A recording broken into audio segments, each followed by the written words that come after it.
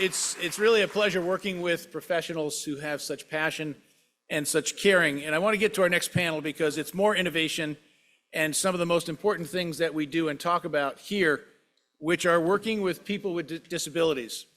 Because the needs are not different than aging people. They have disabilities they have to overcome. They may have unique needs in education and training and job training. But the group we have is going to talk about some things that have been innovative and also some new things. So with that, I'm going to introduce our panel and our chair, who's going to then introduce the rest of the panel. If you all want to come up. And the panel chair is Elizabeth Martin, who many of you know. She is currently the CEO of Living Resources.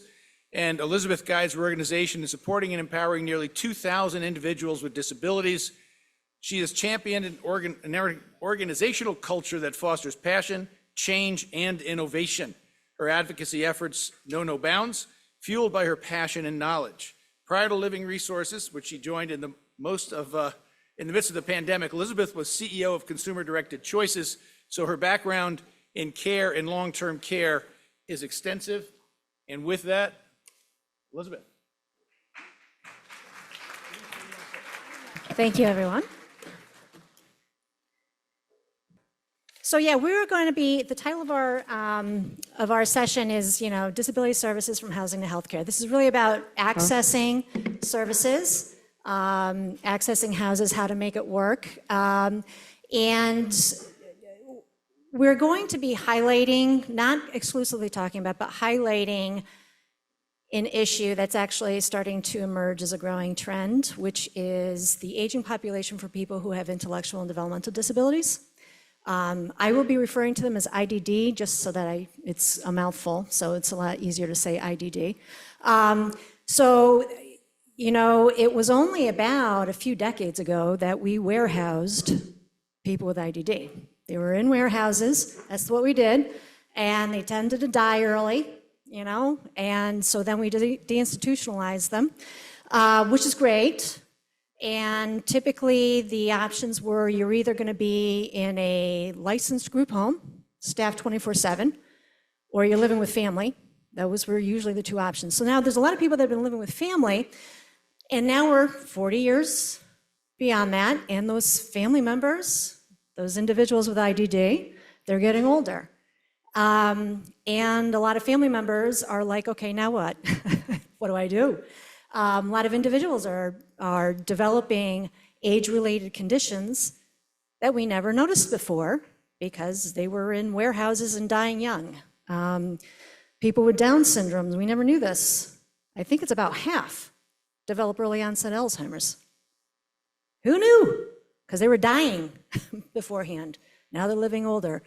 We have a lot of other people with complex issues. They're more likely to have GI issues. They're more likely to have diabetes. There's also a higher prevalence of mental illness among people with IDD.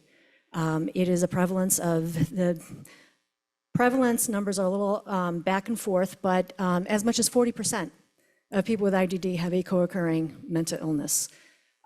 So we will be highlighting some of that stuff here today, but the first thing we want to do is start talking about how do you access it. Oh, and one other thing. Ageism, we talked about ageism, and there's a lot of ageism going on, but part of the problem with these services and the stressors that we have, we all know that everything is strained. Our finances are strained, the workforce is strained, the resources are strained. I believe in part also because we have designed our systems around an ableist concept that people with disabilities can't, that they need to have everything done for them, that they need to be bubble wrapped and protected. That is a very expensive, that is a very staff intensive way to deliver services, and is also very oppressive. There's a lot of people who are living in group homes who actually don't need to be in group homes.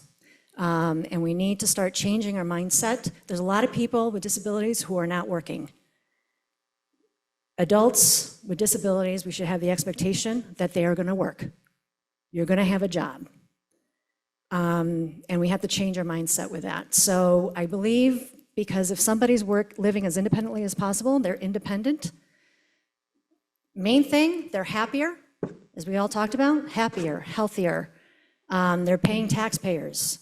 They are less dependent on other people, and they'll reach their maximum independence. And what that means is that we can reallocate those precious resources to those that have the more intensive needs. Because right now, we're not doing great service for them either, because we're got a lot of waste going on. So anyways, without further ado, I'll start out by how to get the services if you have too many resources. So we do have, again, a lot of parents, a lot of families, a lot of individuals who are now trying to think about what's going to happen in the future. How do we get Medicaid, but we have these assets we need to protect? What do we do about it? So I'm going to start out by going to Sarah. I don't know if you want to use the... Yeah, sure. Let's see what's...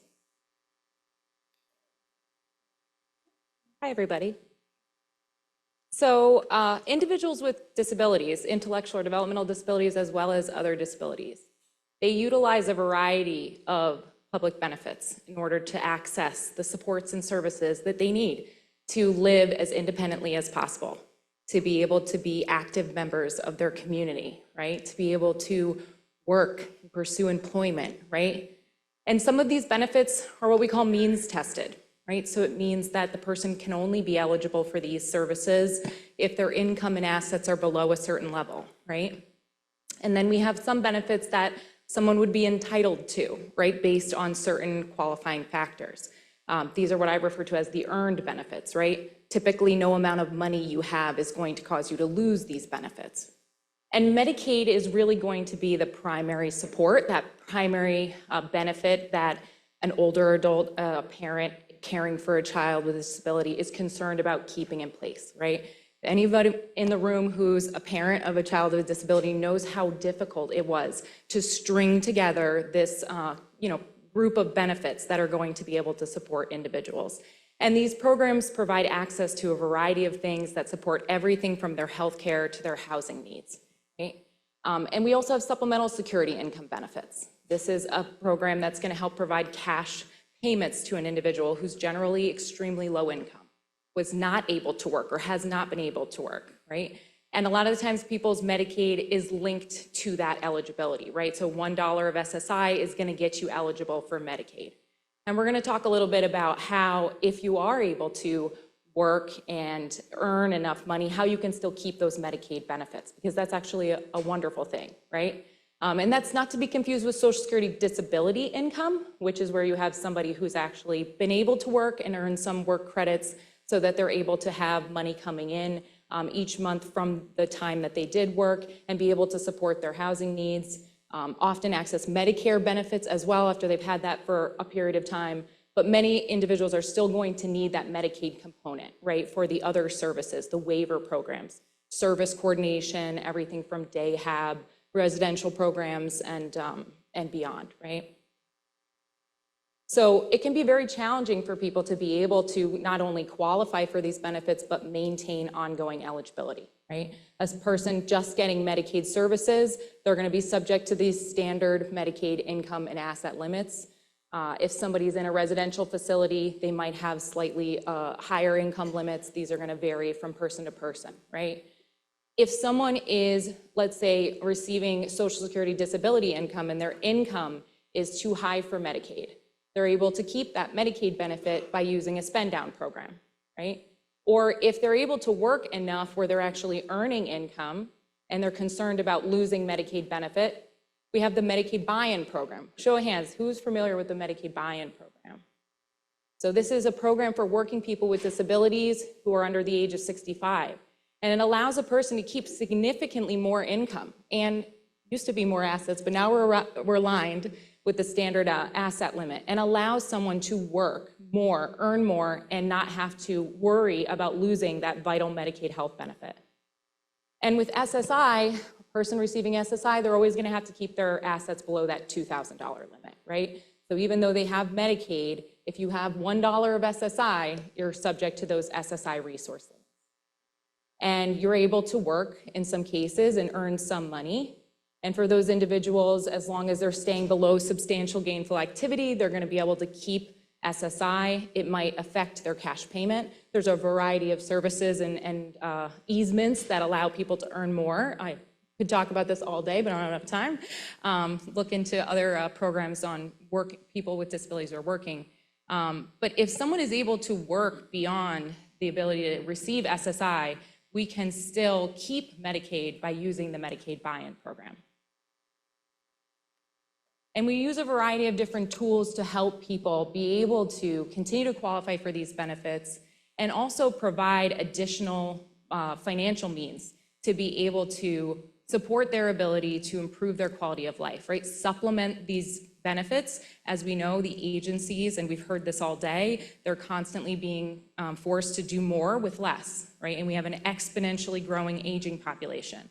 And so utilizing a combination of these public benefits along with tools like special needs trusts and pooled trusts and ABLE accounts are going to allow people to have access to more money, be able to save for the future, work without fear of losing benefits, maintain the services that they have now, but also provide for things that those benefits don't cover or just fill gaps in those services, right? And there's some differences between these programs, just to give everybody enough time. I'm not going to go into a lot of detail. I'll let Frank talk a little bit more about each of these, but it's important to know there's different ages of eligibility for these programs.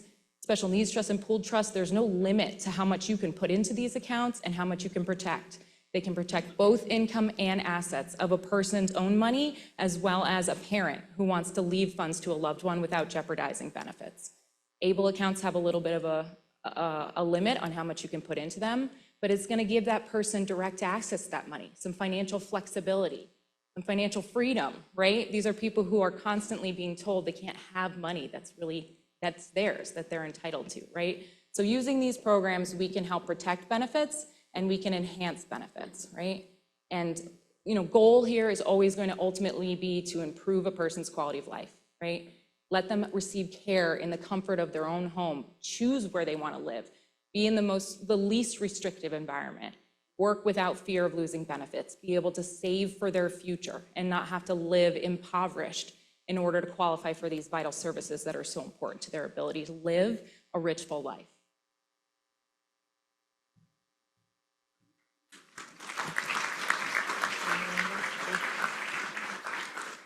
And by the way, I've never been a panel moderator before, and I just realized I made an error. I did not introduce everybody. So before I ask a question, let me do that now. We have with us, because I want to make sure I get everybody's names right, Willow Baer. She is the Executive Deputy Commissioner of New York State Office for People with Developmental Disabilities. And she is, at the end of June, going to be kind of stepping in as the acting, is it acting or interim commissioner? Or is your title going to change? I don't know. Our commissioner's leaving us, unfortunately, but Willow will be stepping in. She's going to be doing an awesome job with that. Sarah Grimes, obviously, is with NYSARC Trust Services. I have Denise DiNoto, who is the Executive Director of the New York State Independent Living Council. And what's wonderful about her, she's an awesome disability rights advocate. She's also a user of services, and I'm going to be asking you the next question in just a minute. Or actually, I'm going to ask Sarah first and then Denise. And then finally, we have Frank Hemming, who is the Senior Associate for Pierre O'Connor and Strauss. So sorry about that, my first error. Sorry. Anyway, Sarah, the governor said this year in the budget she's going to be having New York State be an employer-first state, which is really awesome. And hopefully, because this is the second time we're trying to do it, we actually succeeded. You might not know this, but 10 years ago, we said that we were going to be an employment-first state. And really nothing's happened since then. So hopefully this time we're successful at that. But one of the things I hear often about people who have disabilities, who are receiving services, is that they're really scared to lose their benefits, their SSI. Oh my God, and I'm dealing with this actually even in my own agency. Can you talk a little bit about that fear and how actually not receiving SSI can actually be a plus? Yeah. So if you could just talk about that for a second. Absolutely. And I think it's important to highlight the value of employment, right, for people with disabilities, and beyond just the monetary benefit of supporting their living needs, but just the purpose, right, that we all find, the community, the socialization we get from working, right, and from feeling like we have a purpose and can go out into the community and contribute, right, to our community. So there's so many valuable things beyond just the monetary piece, right? But it's absolutely understandable. People who receive these benefits, they know how important they are, and receiving any amount of money that could put those at jeopardy makes their skin crawl, right? It gives them, I've seen people shaking with checks. I can't have this money, right? So it's important to know that there are lots of different ways that we can use these tools to help people be able to work more, right? So you can work and still receive SSI. As long as you stay below certain levels, you'll still be able to remain eligible for at least some of that SSI benefit, and then earn some money, right, to help supplement that. And if your bank account is starting to go over $2,000, we can offload those assets and protect that money in a trust or an ABLE account so that they're not having to spend money every single month on frivolous things that they don't need just to stay below that $2,000 resource limit, right? And they're able to continue to work. But the biggest fear, which is what Elizabeth's really asking about, is those that work beyond the ability to continue to receive SSI. Right? So now they are actually earning enough income that it will cause them to lose SSI. And a lot of parents and individuals are very nervous because they will lose the Medicaid component, right? That's what they're worried about. And it's actually a benefit, right? For someone to actually earn more than they would be entitled to through SSI, right? Now we now have more financial resources available to this person to be able to spend on living expenses. And we can keep Medicaid using the buy-in program, right? They're able to earn a significant amount of income in the buy-in program. And if you are a high earner, right, where you're able to pursue a very professional career and earn a lot of money, you can even use a trust to spend down if you have excess income, even above and beyond those buy-in limits. And I know it's scary because if it come off SSI, they're worried, you know, you can't get it back later. But I think that that's something that there's a lot of like trial work periods. There's ways for people to try these things and see if someone would be successful. So we encourage people to do that. You got one. You go. Awesome. That's great. Awesome. And if not, I can give you the other microphone. Yeah. And Denise, you're using the Medicaid buy-in program, and you're able to work full-time. And I think Medicaid buy-in is probably a really underutilized program. We need more people to use it. If you could just kind of talk about that. Sure. So I have used the Medicaid buy-in program since 2007 to maintain Medicaid eligibility. So I received Medicaid. I've been employed full-time since 1996. And until 2007, I didn't need to use home care, but I have a progressive neuromuscular disease, and in 2007, my life changed, so I required assistance at home with, at that time, it was showering, it was instrumental activities of daily living, cleaning, cooking, laundry. I was authorized for 25 hours of care. That need has gone up. At my highest level, I was receiving 70 hours of care per week. I'm now getting 63. And what does that mean in reality? We've talked a lot about home care today, but the reality is home care means laying in your bed at 5:55 this morning thinking, oh, I wish Tina wasn't on vacation because Tina's my primary PA. She's on vacation this week. So I've had a different person every morning this week to get me out of bed. And if you don't think the right morning person matters to you, let someone else put your underwear on you tomorrow, okay? I'm just saying, if that's too much, have them put your shoes and socks on. But the right morning person matters. And then you wonder, okay, I got up. What time do I have to be out of here? Does the hair look okay? Brooke did it's not too bad. Brooke did my hair today, not Tina. You never know what you're gonna get with Brooke. She's great, but the hair is not always the same. I gotta be home tonight by 4:30 because the only time I can get a shower today is with Marissa, and she's gonna be at my house by 5. I need to have a shower today because tomorrow is my all-day board meeting for work. So I have to shower today because I haven't showered since Tuesday night. Sorry, Frank. But I have washed up a bit, but okay, but this is the reality. Your life is not your own when you use home care. It's always tied to somebody else. There's an interdependency. The Medicaid buy-in program allows me to work. It allows me to have a job, a well-paid job. I make more than what is possible. A single person working using the Medicaid buy-in program can earn, I think it's up to $70,000 a year now, before they have to start to protect that income. Now, my salary is public knowledge. I earn $90,000 a year. You can look it up on the 990. That extra money goes into the NYSARC trust. It's still my money. I can still use it. But the trust is taking my extra money so that I can maintain employment and still maintain Medicaid, the Medicaid I rely on for home care. And if I want the trust to pay something for me, I put it on a credit card. I have a credit card just for trust expenses. The trust won't pay for cigarettes, it won't pay for alcohol, it won't pay for firearms. It's okay, I'm not buying a lot of those. Sorry, Denise. It's okay. But it will pay for me and my personal assistant to buy a plane ticket to go to Houston for the Rotary International Convention, like I did last year. It will pay for my personal assistant and I to stay overnight at a hotel at my best friend's son's wedding, like I did last year. It will pay for me to have car repairs done on my van, like I did last week. So the Medicaid buy-in program is critical.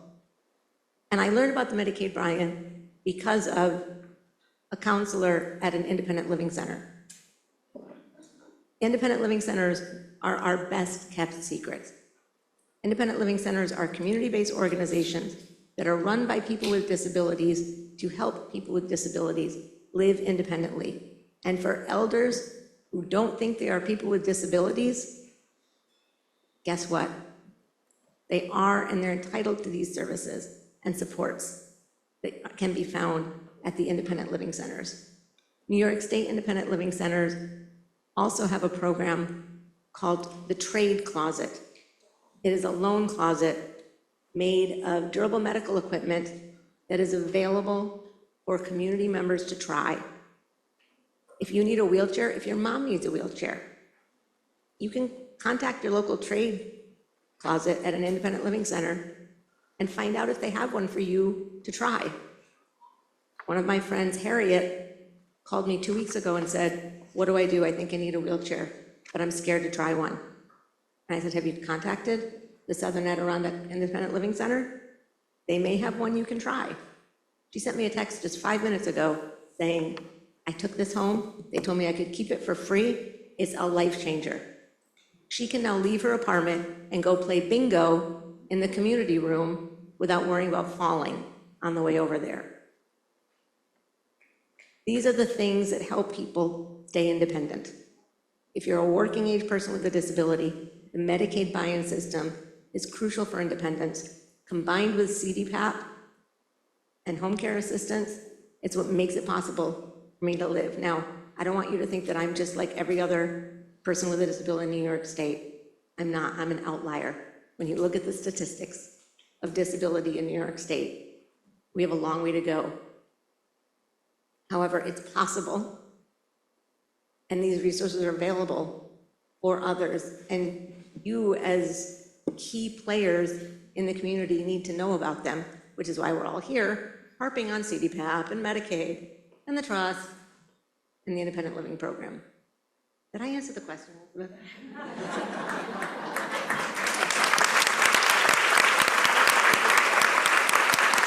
You just did your presentation.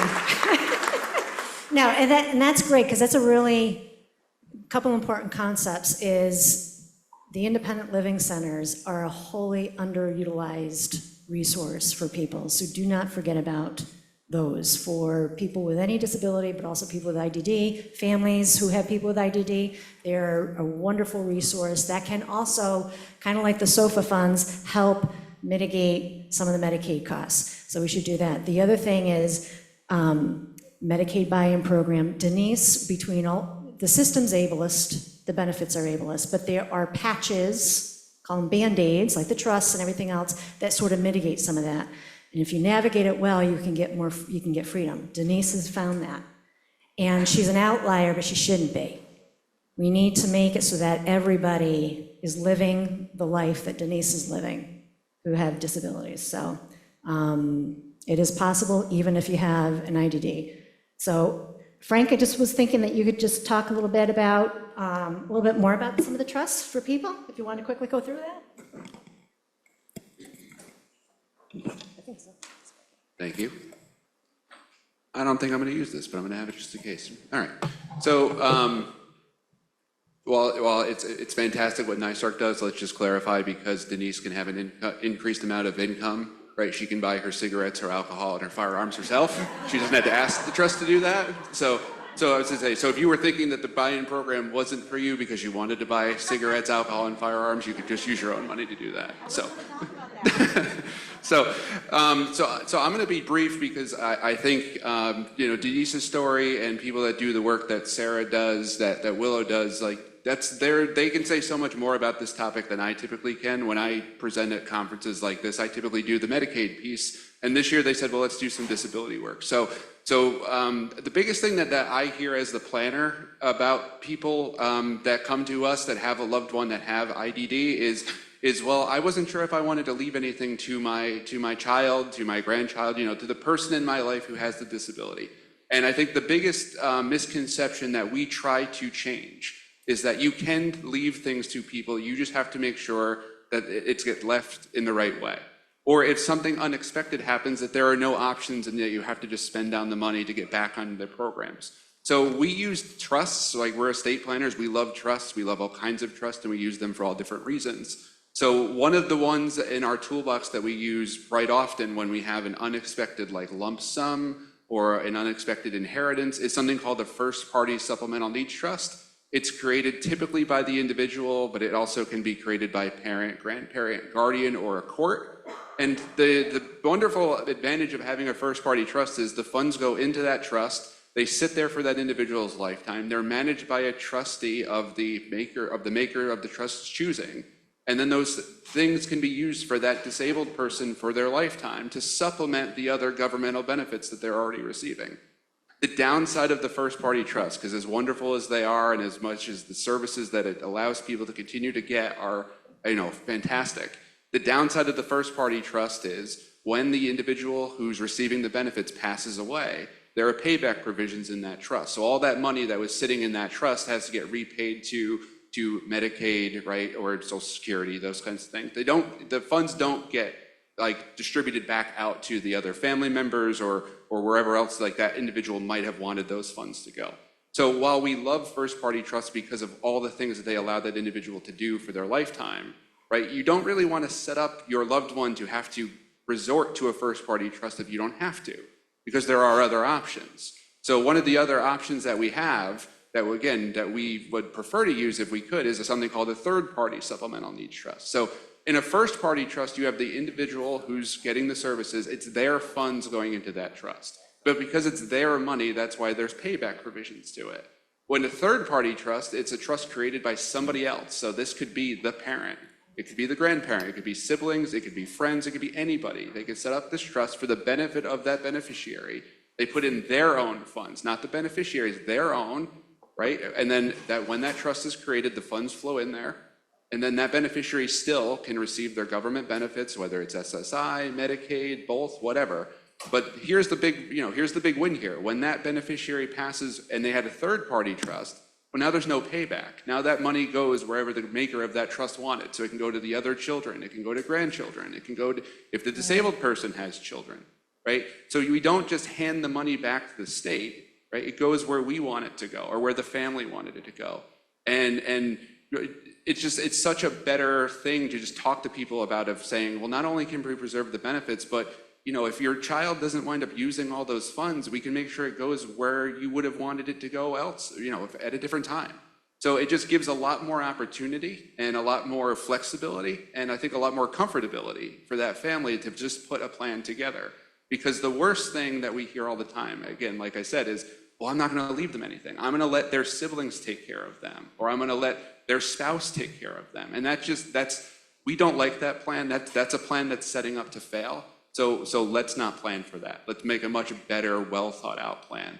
So these types of trusts, the funds are distributed at the sole discretion of the trustee. And I think one of the other big misconceptions, which is very similar to what we see in pooled trusts. So if there are funds in a trust, the trustee cannot just take the money and give it to the beneficiary, right? We want those funds directly to be paid either to the provider, to the service, or to the credit card company, like in Denise's example.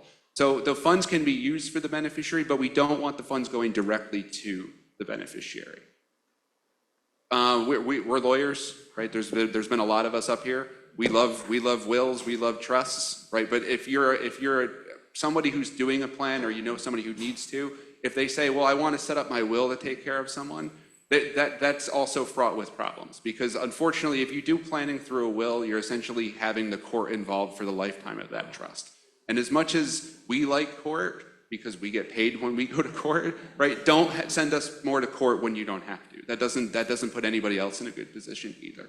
So if you want to do some planning, the other thing that I think is surprising to people is when I sit down for a consultation and I know that the family has a disabled person in their life, usually they start out saying, well, normally I will ask them first, why are you here? Why did you want to come talk to us? And the first thing they'll say is, well, we have a disabled person in our life, we want to do some planning for them. And what they really usually mean is, we want to do a plan for us that determines how things go to our disabled loved one when we've passed away. And we want to make sure that when that happens, it's going to go the best that we can. And if we're doing that, we want to typically do that through a trust, not just a will, because it just tends to go much better. Last thing, and then I'm going to stop talking. ABLE accounts, right? They're much newer than a lot of the trusts that we talk about. They've only been around for about 10 years.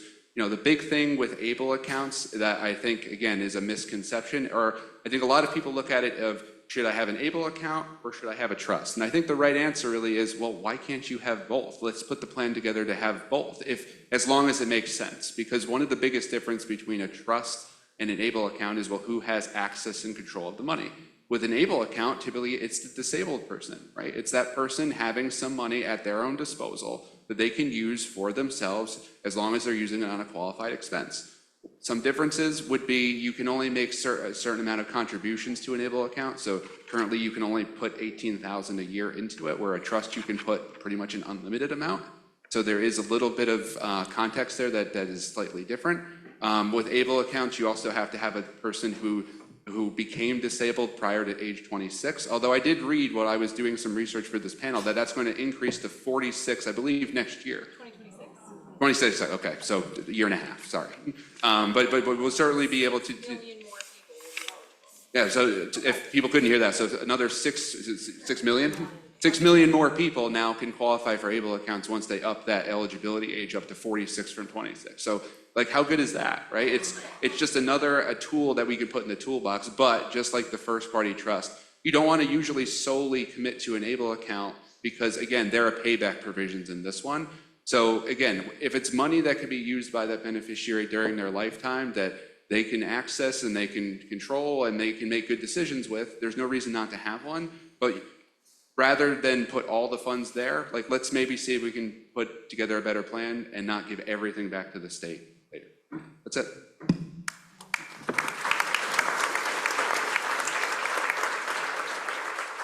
I want to see what the time looks like here. Oh, so let me hurry up. I'm not going to ask you a question just yet. I want to go over to Willow. Let me just kind of set it up, though, because we're going to talk about OPWDD a little bit. I think somebody, Dan, was it last one, said 22 billion in long-term care? I can't remember what it was, but there's, for OPWDD, there's another whole sector of Medicaid dollars being used. And in OPWDD, I only have 2022 numbers, so these numbers are higher. 8.3 billion, actually almost 8.4 billion dollars in 2022 used for OPWDD services to support just about 130,000 people across the state. And that is also just going up. Again, we're talking about a strained system here. And we have to do things differently because, again, traditionally, it has been mostly about group homes, site-based day, very restrictive. Group homes are not supposed to operate like little institutions, but I'm going to be quite honest with you, they kind of do because of the way that they're regulated and just the way that they're structured and modeled. They end up being a fairly restrictive way of living life, even though they're not supposed to. We try not to. So we have to change things up. Also with DSPs, I can say just DSPs in the OPWDD system. Our turnover rate in the capital region was in the 30%. And our DSP staff vacancy rate was approaching 20%. It's just in the capital region. So, and the data for the future is not looking good. By 2050, the growth of the working age population isn't really going to grow that much at all. But meanwhile, the aging population is going to explode.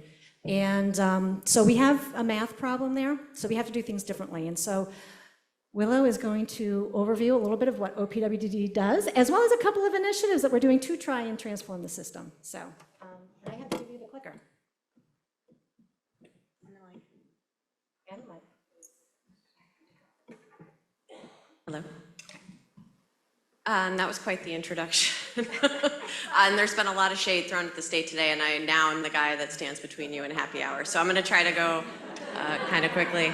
But I am honestly excited to have been invited and been included as part of this panel. I think the state needs to listen to rooms of people like this and participate in conversations. OPWDD provides a very important service.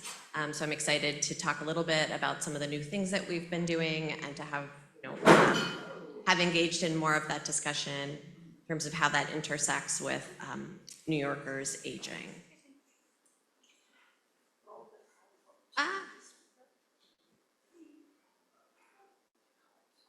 So for those of you not familiar with OPWDD, very quickly, we coordinate and oversee services for about 140,000 New Yorkers with developmental and intellectual disabilities. That includes things like cerebral palsy, Down syndrome, autism spectrum disorder, and Prader-Willi.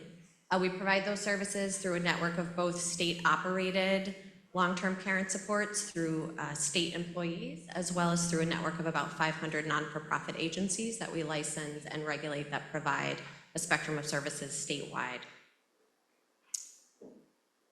Where the thing went.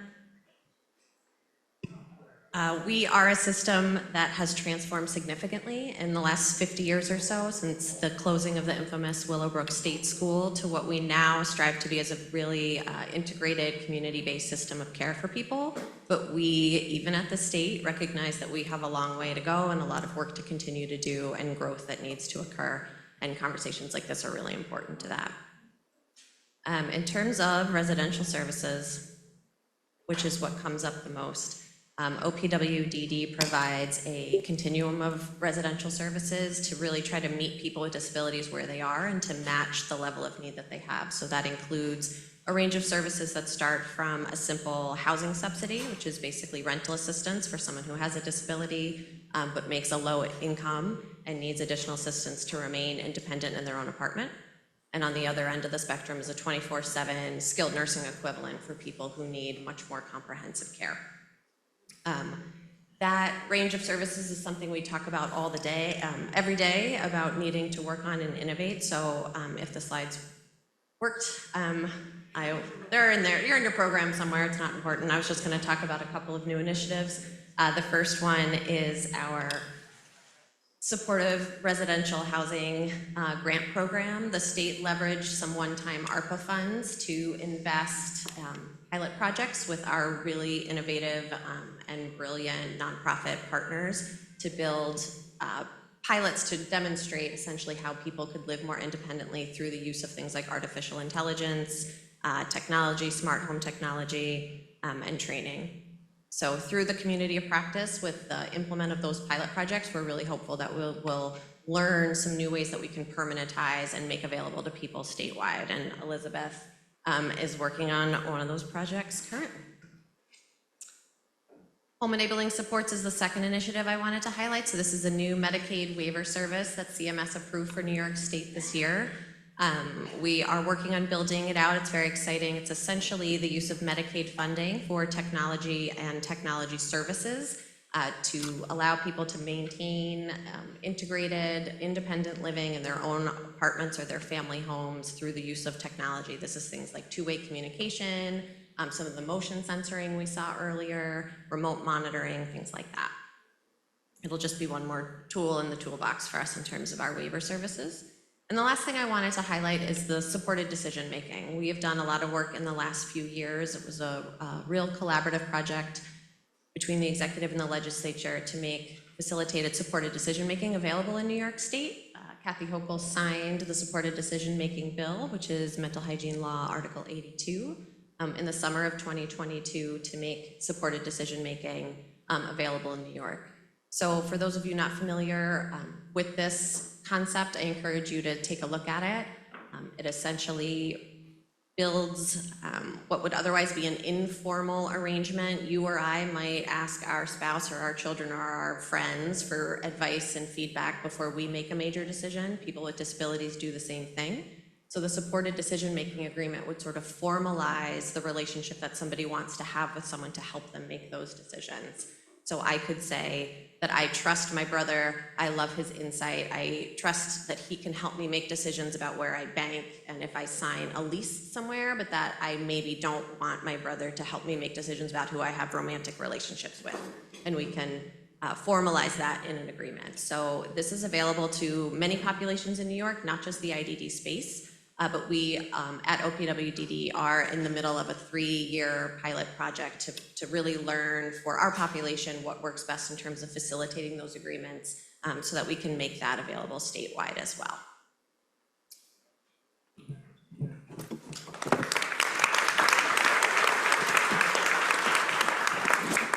And again, just for the sake of time, I'm going to just talk at the provider level. So I'm an OPWDD provider. That's what Living Resources does. And so I can talk about some of the things that are happening on the ground a little bit. So this is just a little bit about us. And real quick, we serve the Capital Region and Hudson Valley. We again have about 1,500 people that we support every year. We have a bunch of programs. Half of our operation are group homes. And again, I mentioned that we are looking at sort of shifting our culture. That is our big thing, to try and help better support people with disabilities to live more freely in the community. So we are doing a culture shift. This is a major initiative that we're doing in our organization. We are really trying to change the mindset of how we do supports for people with disabilities. I can look down there. So we're really, so we are part of this, as what Willow said, we are using the Supportive Iowa Transformation Grant to really help us out with this. What that is doing is we are targeting 10 people who have been living in group homes for a long, long time, who should not be living in group homes, and getting them into a step-down supported apartment environment. And so far, in less than a year, we've got 3 that have already done it. We've got about another 4 that are just about to move, and we should be meeting the 10 by the end of the year. And we are starting a whole culture shift for that. We're using technology to help out with that. And we also are taking our college experience program. We have a college program that we are known for across the nation.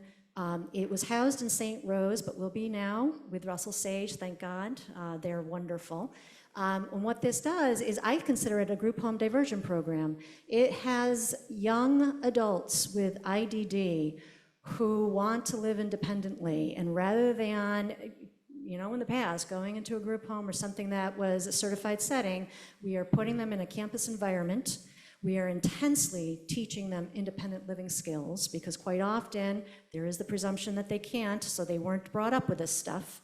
We're even doing sex ed with them, because a lot of kids are segregated out of that stuff. So we are doing all of that stuff, and we're giving them work skills, we're giving them internships, and it's 90%, it's high 80% are employed by the end of it and living on their own. So that is what we're doing. What we're trying to do is take that curriculum through the Supportive Iowa Transformation Grant and spread it out across our organization. So that is what we're working on. The other thing that we're trying to do is increase our non-certified supported housing.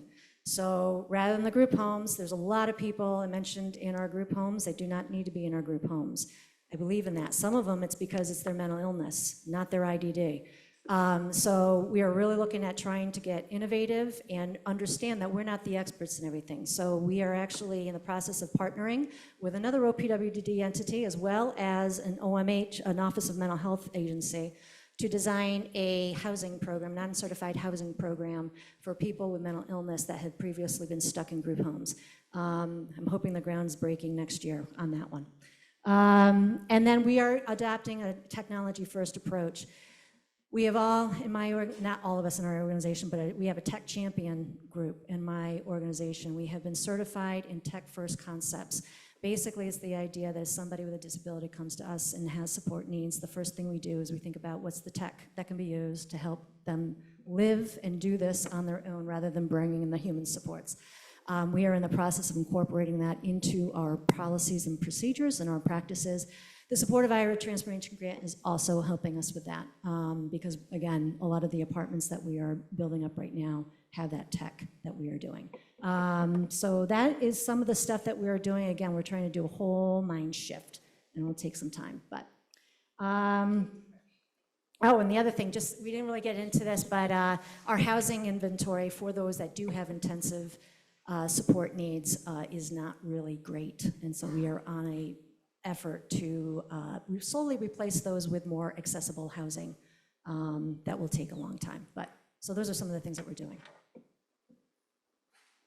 Challenges, staffing. We talked about that. Inadequate housing supports. We all know what that is. So I don't know if there's enough time for questions or Beth?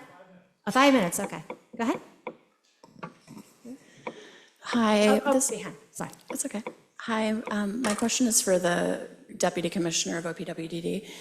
I'm just wondering what the plan is for the future regarding housing, residences, certified residences, especially given that I believe well over a dozen of state-owned residences have shuttered their doors in the last few years.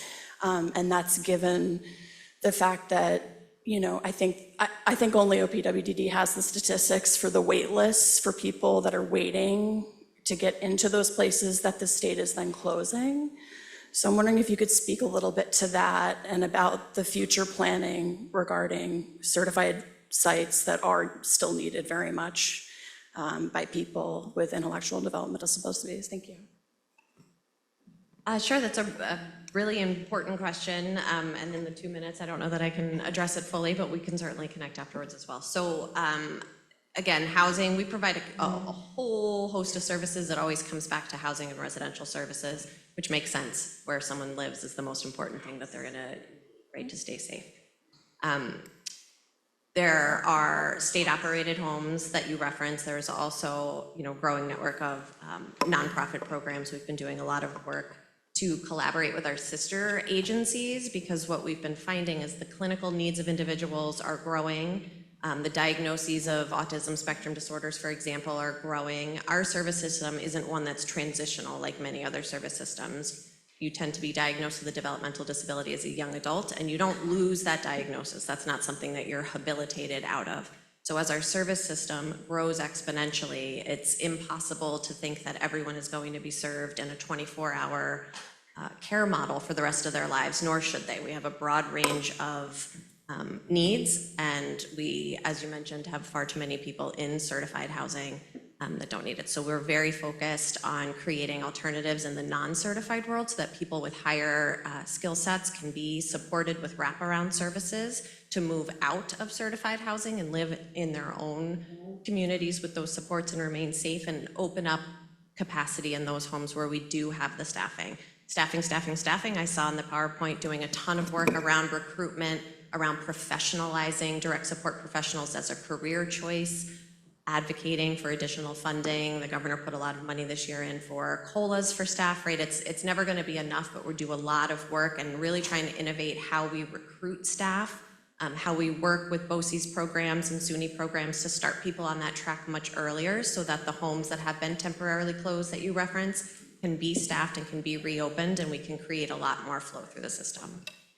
And can I just reiterate that that's one of the things about why I want people, is one of the reasons, not the whole, all the reasons, but we don't want people using certified settings that don't need it, because resources from those that really intensely need it. There are, you're right, that even when we shift our culture so that we're achieving maximum independence for people, there are going to be people where they might, their maximum independence might still be that 24/7 supervised environment. But the goal is, by better allocating our resources, we're going to be better able to support people that need those 24/7.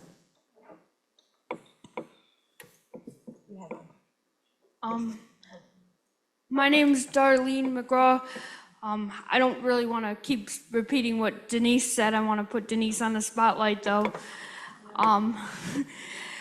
Denise and I go way, way back. I don't even remember when, but Denise has done a great job. I congratulate her for helping me become such a disability rights advocate, but congratulations, Denise. Want to congratulate you.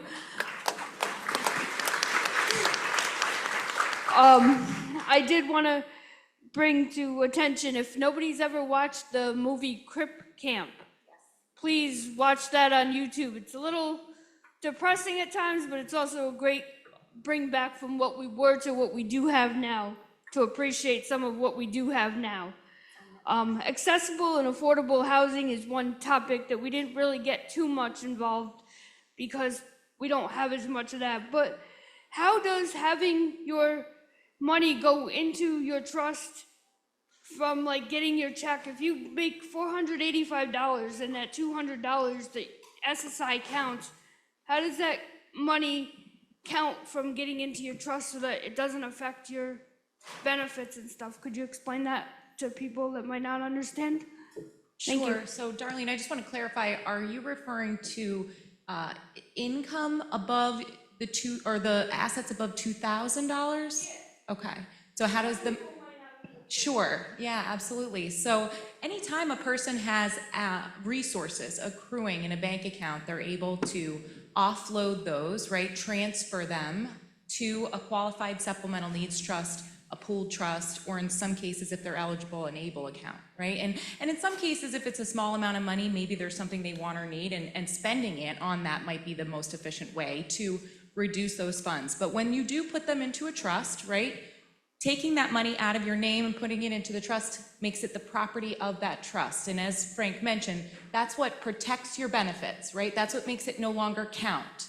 And because the trust cannot give that money back to you, right? Because they can't disperse money out of that account and give it to you, it doesn't count against your eligibility for SSI or Medicaid, right? But that money can then build up in that account far above and beyond $2,000 and be used maybe for a larger expense in the future, or even, you know, be able to go on a trip somewhere, go to summer camp, right? There's so many supplement services, provide for therapy services that maybe benefits don't cover, assist with technology, right? Technology that might help you live more independently.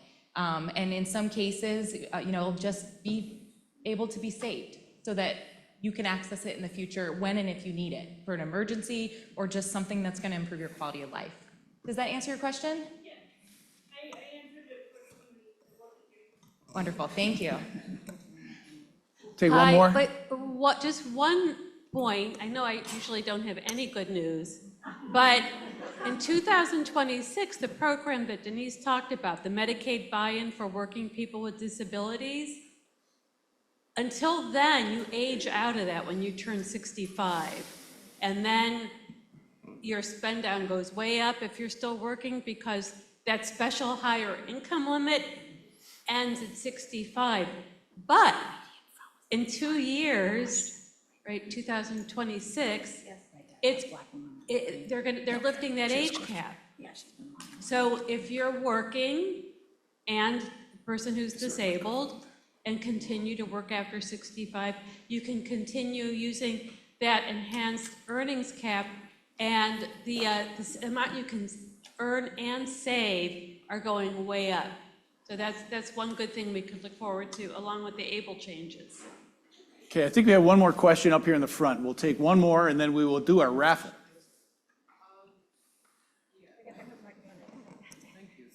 My question is to you. I actually have two quick questions, but Sarah, you just answered some of the questions that I was going to ask, but you were specific talking about SSI. So what about SSD or just straight Social Security?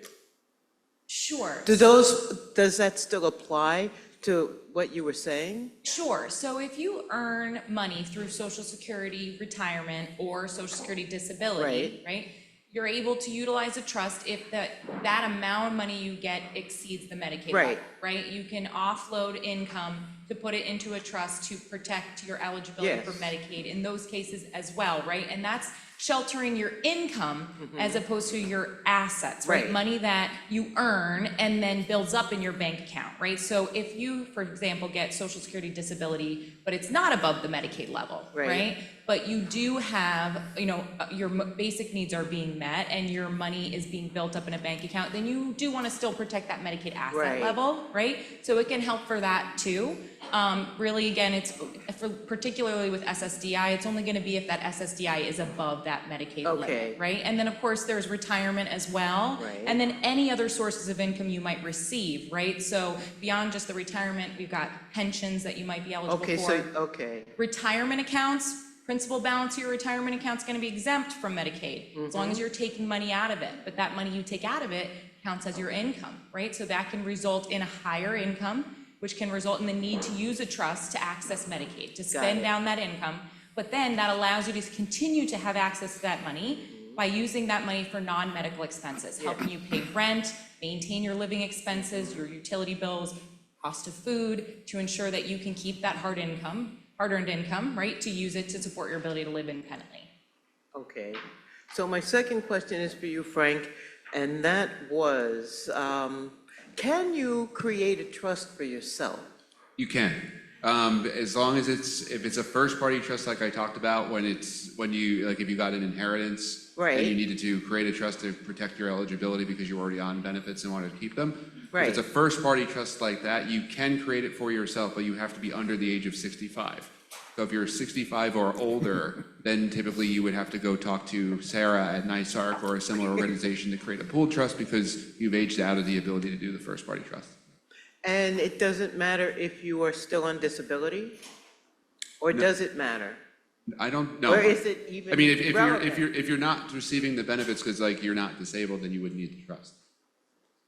Well, you might still have Medicaid, right? So if you still need to protect Medicaid eligibility. Right. Okay. Yeah, if you need to protect your eligibility, then yes. Thank you. You got it. And thank you all. This has been extraordinarily great.